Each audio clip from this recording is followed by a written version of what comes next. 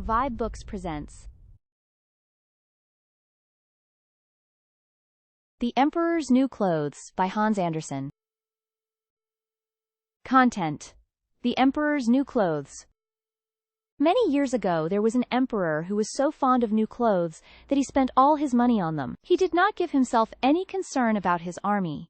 He cared nothing about the theater or for driving about in the woods, except for the sake of showing himself off in new clothes.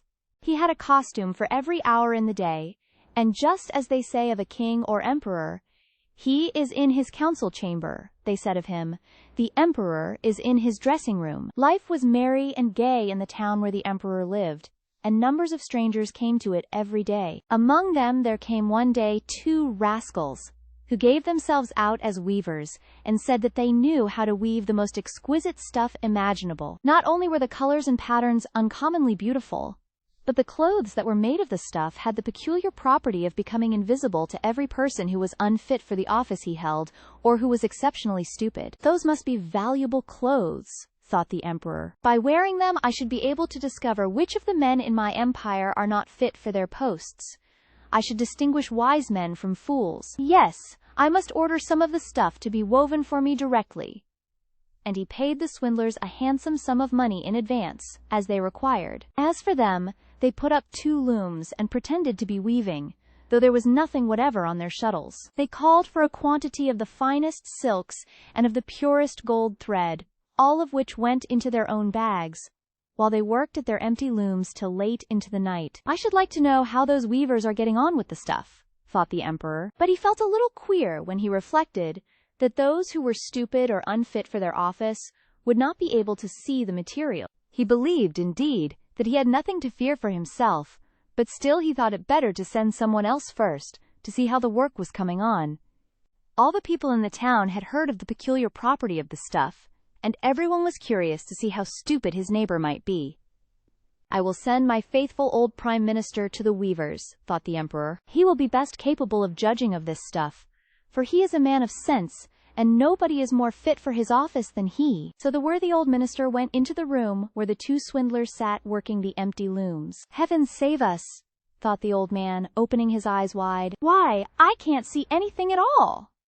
But he took care not to say so aloud. Both the rogues begged him to step a little nearer, and asked him if he did not think the patterns very pretty, and the coloring fine. They pointed to the empty loom as they did so, and the poor old minister kept staring as hard as he could, but without being able to see anything on it, for of course there was nothing there to see. "Heaven save us," thought the old man. "Is it possible that I am a fool? I have never thought it, and nobody must know it. Is it true that I am not fit for my office? It will never do for me to say that I cannot see the stuffs." "Well, sir, do you say nothing about the cloth?" asked the one who was pretending to go on with his work. "Oh, it is most elegant, most beautiful," said the dazed old man, as he peered again through his spectacles. "What a fine pattern, and what fine colors!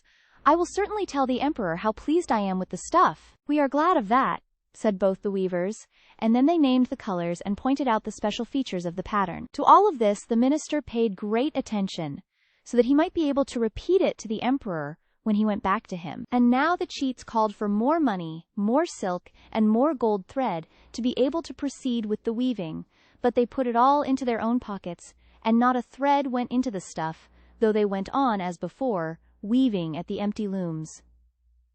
After a little time, the emperor sent another honest statesman to see how the weaving was progressing, and if the stuff would soon be ready. The same thing happened with him as with the minister. He gazed and gazed, but as there was nothing but empty looms, he could see nothing else. "Is not this an exquisite piece of stuff?" asked the weavers, pointing to one of the looms and explaining the beautiful pattern and the colors which were not there to be seen. "I am not stupid, I know I am not," thought the man. "So it must be that I am not fit for my good office. It is very strange, but I must not let it be noticed."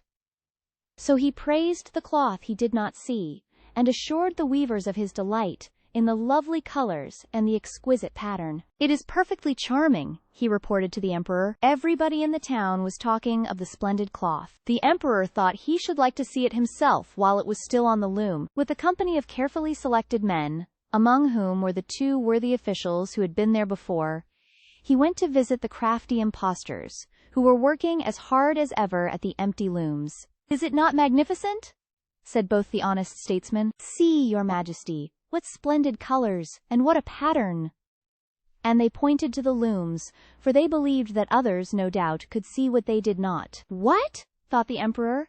"I see nothing at all. This is terrible. Am I a fool? Am I not fit to be emperor?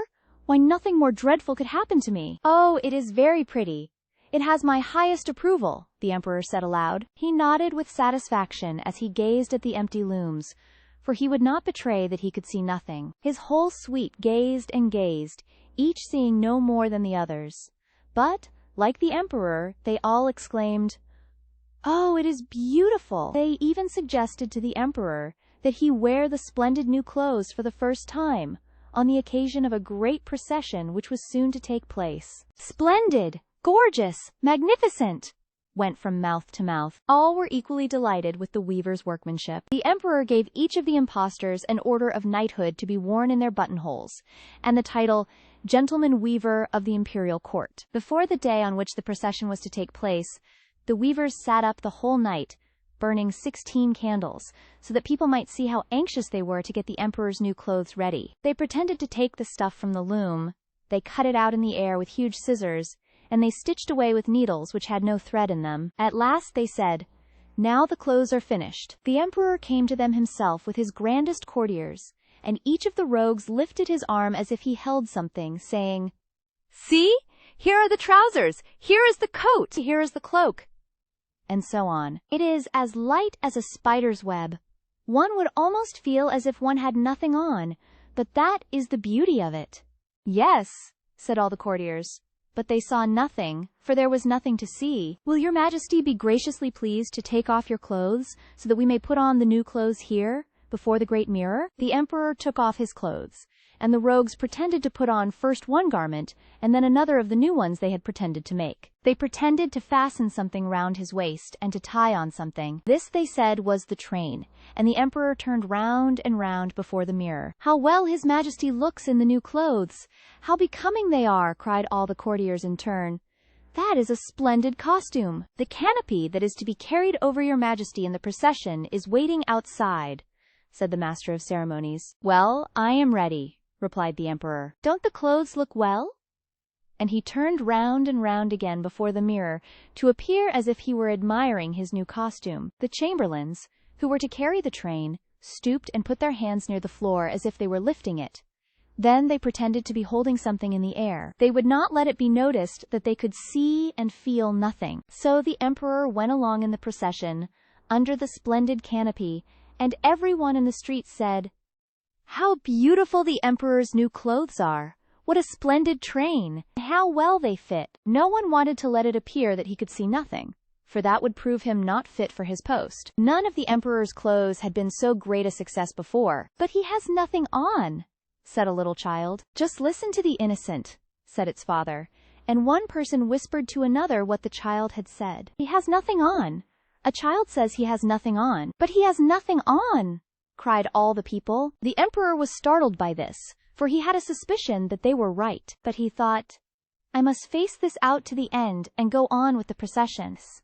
So he held himself more stiffly than ever, and the chamberlains held up the train that was not there at all. Thank you for tuning in to vibeBooks. We hope you enjoyed this journey. Please consider liking, commenting, and subscribing to our channel. Check out our playlist or explore vibeBooks for more classic stories. Until next time, happy listening.